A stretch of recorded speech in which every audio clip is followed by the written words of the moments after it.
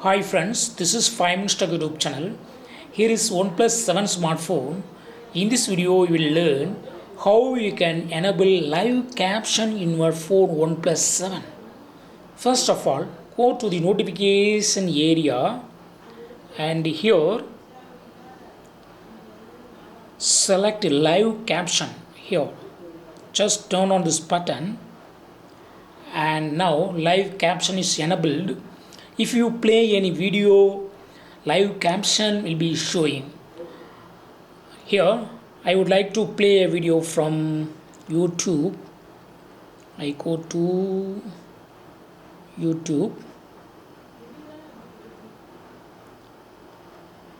and here I search 5 Minutes Tech, my own YouTube channel, and I play this video.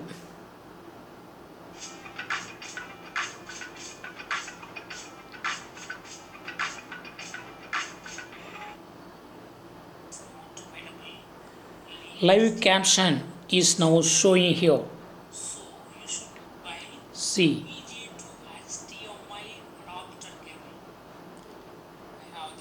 See it. So in this way you can easily enable live caption from your device itself.